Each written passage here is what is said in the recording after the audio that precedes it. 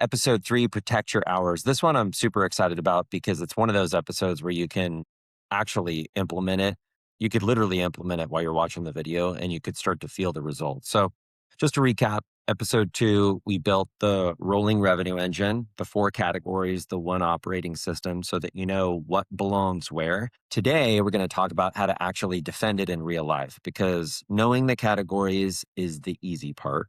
The hard part is when Tuesday morning hits and 17 things are pulling you in 17 different directions and your selling block is essentially getting eaten alive. 2 systems, the calendar color code. This turns your calendar into a diagnostic tool, and the sacred selling block, which essentially gives you 3 hours a day that, when compounded, could pay off your mortgage. So let's get into it.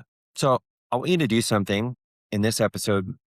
Yeah, hopefully you have a dual screen situation. Pull up your calendar and look at it in the week template.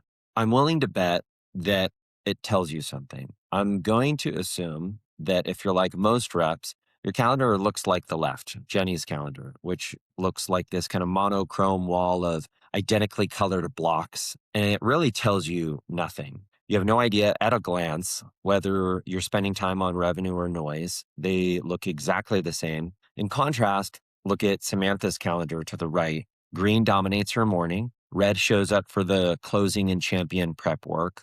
Purple is one necessary internal meeting, and gray is a single batched admin block at the end of the day. And that's going to be important. We'll talk about why. But the difference that I really want to highlight is one tells a story and the other tells nothing. And if you don't have a calendar that tells a story, you don't really have a calendar. You have like a holding pen or something. 4 colors. You're going to assign every block on your calendar to one of these 4 categories starting today.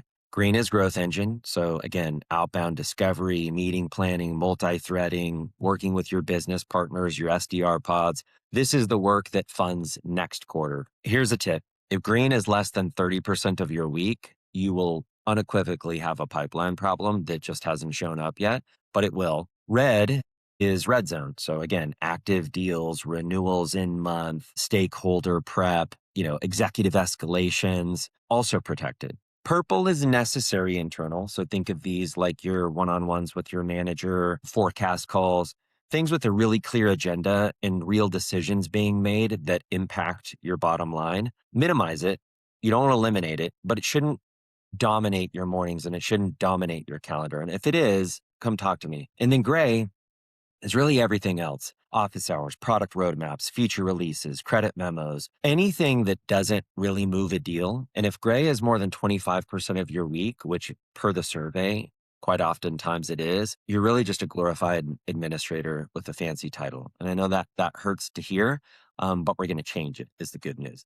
So the color code, again, it's like a diagnostic tool. The diagnostic tool should run at a minimum every Friday. So what I would do is every Friday before you log off, before you check Teams one more time, zoom out to your weekly calendar view and count the colors. And again, if green is under 30%, you have a pipeline problem that you just haven't felt yet. If gray is over 25%, you've probably spent more than a quarter of your week on things that are just simply not going to show up in your commission check. You'll feel busy, but your paycheck won't reflect it. And then if purple owns your mornings, then your selling block is basically already gone. But if green and red dominate the first half of every day, take a screenshot. That's what the territory CEO week should look like. So that's the new baseline. Think of your calendar like a mirror. So think of your calendar kind of like a mirror. You're going through a transformation. The first time you look in the mirror, you take your shirt off, you don't really like what you see, but that discomfort is information and hopefully it's motivation. So use it.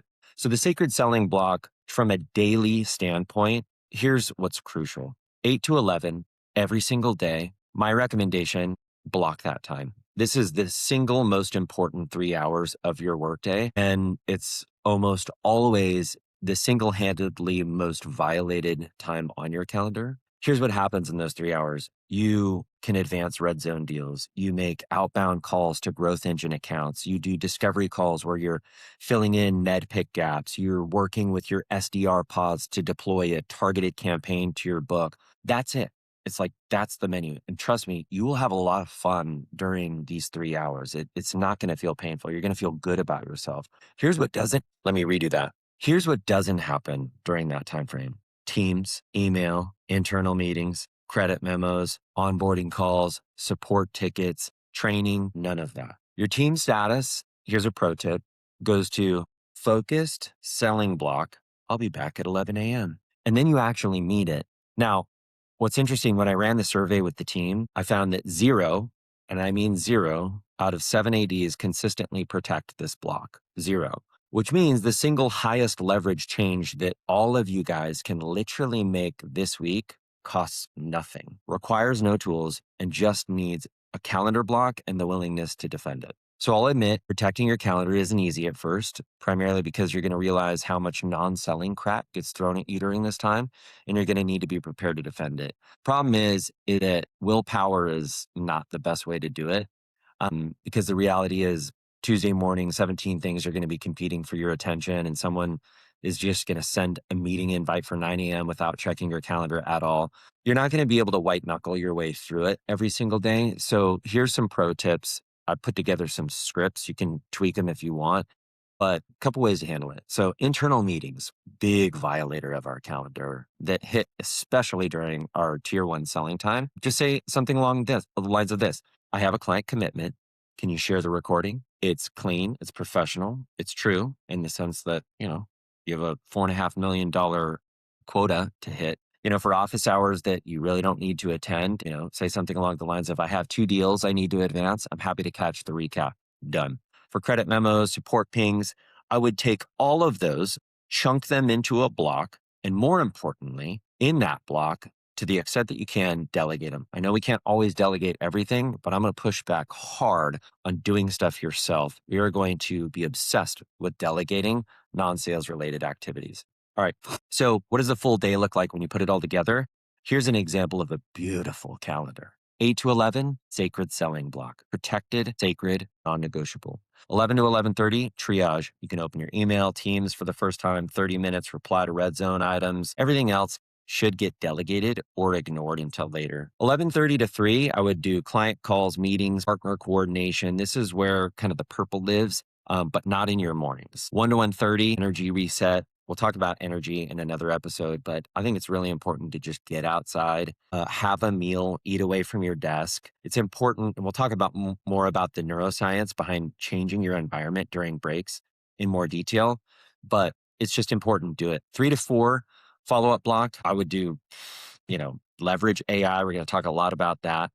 4 to 5, admin, all of it. Just batch all of the administrative BS into the last part of your day. It's also when you're mentally at your lowest. So take the lowest value activity and put it into your mentally lowest value time. Credit memos, CRM updates, billing, 1 hour, not scattered across your entire day like a bunch of landmines. The whole system lives on one principle: protect the morning, batch the noise, reset during the middle of the day. Okay. In closing, your calendar is already telling a story. The reality is you're just not reading it. Starting today, I would recommend color coding your calendar. Block 8 to 11 every morning is a sacred selling block. Not 8 to 11 when nothing comes up, 8 to 11 every day. Defend it like your biggest renewal account, because the output of those 3 hours is really going to be what funds everything else. 2 things this week. That's it. Episode 4. MedPick in the real world, not the SCO version. So we're going to talk a little bit about MedPick, the version that you can actually use on a call. The links are below to the chapter as well as the playbook, and I'll see you in episode 4. Thanks.